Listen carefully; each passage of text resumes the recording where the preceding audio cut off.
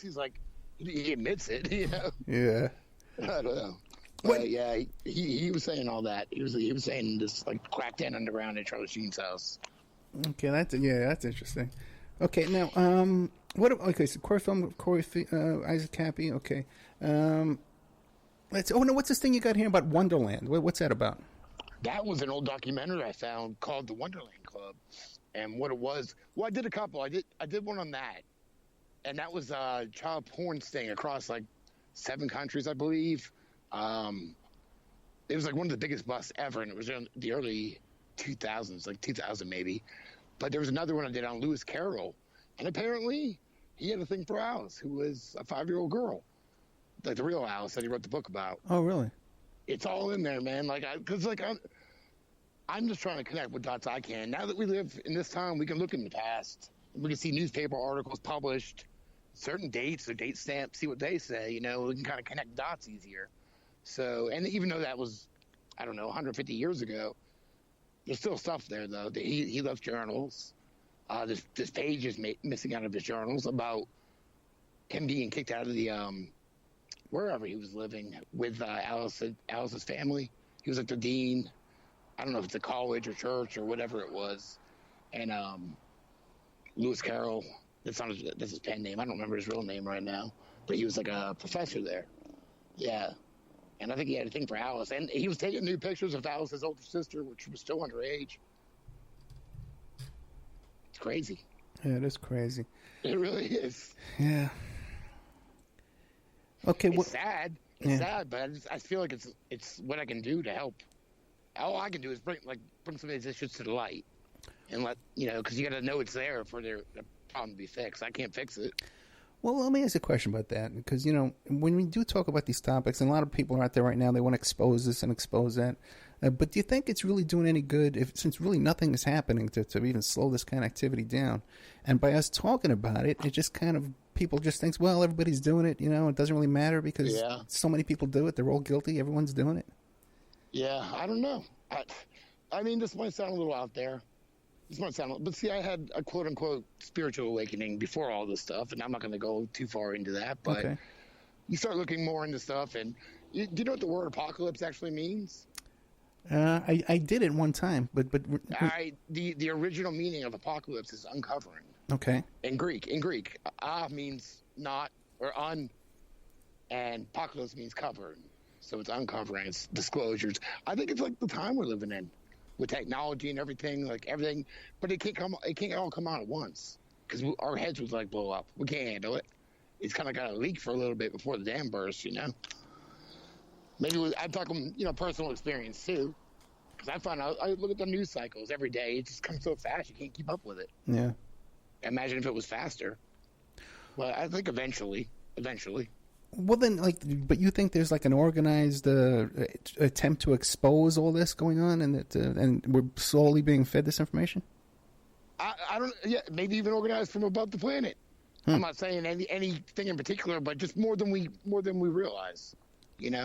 Possibly. But yeah, I don't think it can all come out at once. Because if I knew everything I know now from 2 years ago, my head would have probably exploded. Not at this point, I still don't know anything. But it's all.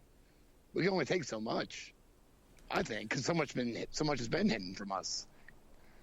So then, what do you think when you see this phenomenon, this QAnon phenomenon about that? Trump is rounding up pedophiles, all this kind of stuff. What do you think of that stuff?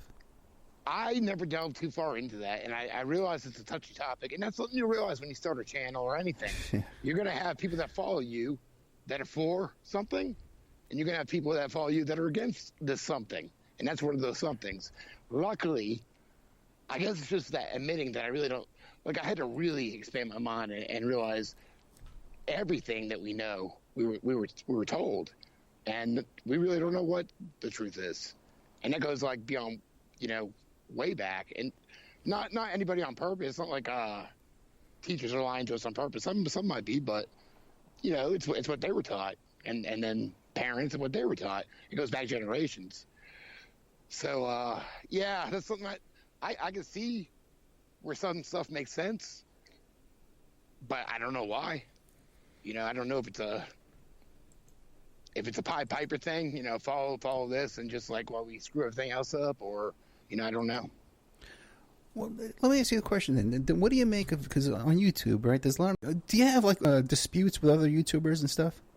I try my best not to. I really do. I hate it. The drama is a distraction. Right. So I do have a couple that try to like start drama with me, but I try not to as much as possible, because to me it's just a distraction. And yes, conflict creates a buzz. It's not the kind of buzz I want, though. And what about like the comments you see on YouTube? Because I got to tell you, I wake up Saturday morning, I wake up Sunday morning, and I see these comments, and I think they're insane. I think half of them are just insane. Yeah. Oh, yeah. There's so many different opinions, and we're realizing that now. It's just like before internet and stuff, you just talk. You talk to people. Yeah. Usually the same people every day. Maybe if you work somewhere in public, you talk to more people. But you're hearing everyone's opinions now. And it's like there's so many. There's so many different opinions and so many like hard beliefs that people believe this, that, or the other thing. I just try not to think people. Okay. And do you see a downside though to your activity on the internet on YouTube? Oh yeah. It takes a lot out of me. I feel like. Yeah. It's a lot of dark things to dig through, and stuff that makes you want to throw up reading it or hearing testimony and stuff like that. That's a downside. It causes downsides from home, because I have a family. YouTube's just a hobby. And it does cause some drama. But I try not to let it affect me. It's hard when people make videos about you, somebody made a video about me because I use the blind items, but I don't know if it's true. I just know a lot of the patterns come out to be true later on. Now, I see you have a series on here called The Producer. Can you tell us what that's about? That's the one about Dan Schneider. There's 5 of them on there where I go through all those blind items and articles. Yeah, there's a lot to put together. Definitely a lot to put together. But we keep hoping something happens, but I still have hope, though. I'm not like I would have given up a long time ago, because it wouldn't be worth the stress. Because it is. That 3 hardest things I've done in my life. I'm a recovering addict. I got off methadone after 10 years at the methadone clinic. That was hard. That was very hard. I had kids and have a family. That's very hard. And a YouTube channel. The 3 hardest things I've done in my life. Just because of all the stress that comes from it. And like you said, comments or people trying to like argue with you and stuff like that. And I don't argue. I got a girlfriend for that. Yeah, I know. But, you know what I mean? I don't go online for an argument. Ooh. Now, what do you got here about R. Kelly? R. Kelly, I hear that, well, what we have all heard about him in the past. I think Dave Chappelle talked about that. But I'm talking about golden showers, if you didn't realize it. Sure. And basically that, he pretty much grooms like 14-year-old girls. And I think I read some blind items about some apartments in Atlanta, or not apartments, houses in Atlanta that he got evicted from. They had like chain hooks on the walls and stuff like that. Yeah, there was just a lawsuit with him too, with this woman's claiming that he was keeping these girls in cages and stuff. Yeah. I didn't even know that, but I believe it.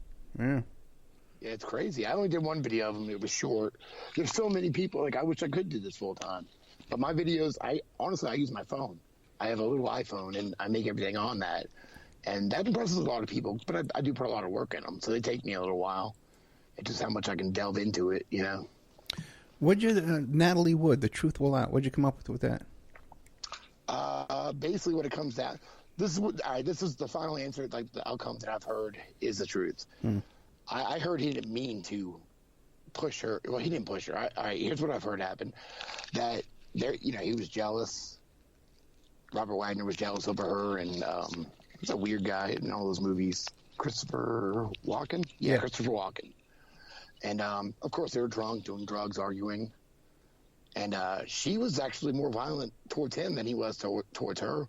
So, because there was new witnesses that came out not too long ago, a few years ago. And this is their testimony, that she went after him and slipped and fell. But instead of helping her, he laughed at her. And just like, it's like, oh, you could swim, being a bit, and the captain came over trying to beat on the door, telling him to save her. He's like, mind your own damn business. That's what I pretty much heard. And like after 20 minutes, the scream stopped, and there you go. And they made a mistake. And I found out that the lawyer that they called something Zinkus, I think. So he was the lawyer that on TV back when this happened. I don't know, 1981 or something, 80. When this happened, he was the one that was telling the stories like, yeah, they called the paramedics or 911, and they called me, blah, blah, blah. I came up here telling the story. Well, I found an article. This is an old cleaner / mob lawyer. So the lawyer they had, he died in like 1987, was like an old cleaner, like the wolf from Pulp Fiction, you know, cleaning up messes.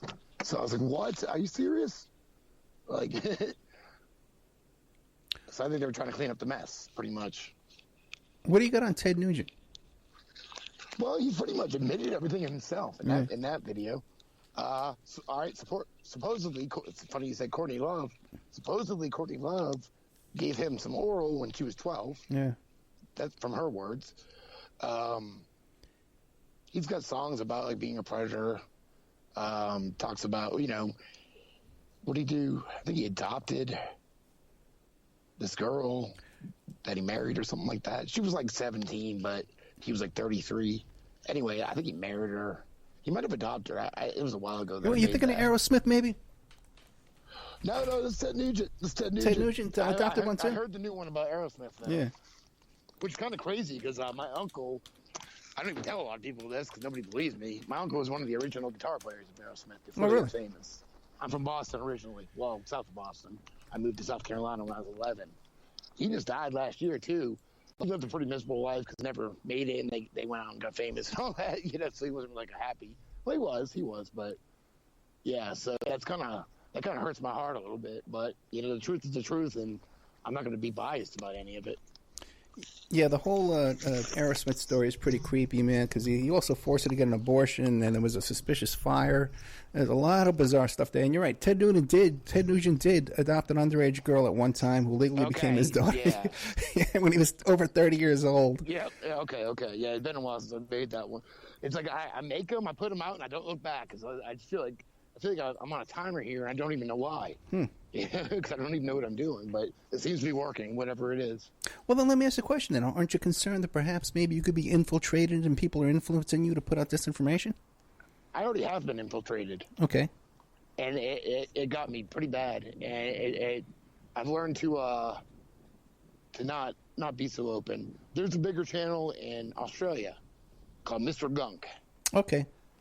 He's changed his name to Fully Sourced, which was his website's name anyway. He's still up. I got really close to him, and we were doing live streams together and stuff. He put out similar videos, kind of similar to mine. And he was good at it.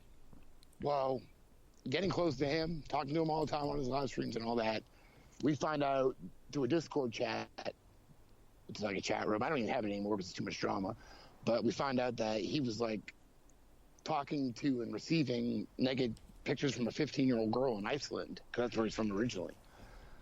And he was like 33 at the time. I think he's like 35, 36 now. So it was only 2 or 3 years ago that it happened. And I was pushed to go live with this information from his main moderator guy, the guy that was like the head of his channel pretty much, did all the the online stuff for him, named Train. That's the guy's name. So he's the one that gave me the info. He's the one that pushed me to go live with the info. The next day, I found out that he was convicted of child pornography of some images called like 5-year-old girl, and I don't want to say anything else. That's court documents and everything we found, and he's the one that pushed me to go forward with the other thing, and it threw me through a loop. Like I don't know what happened. Like he had me out this other guy, and then we found out that he needed to be outed too. But I don't know where he went. He kind of disappeared. But Fully Sourced is still online.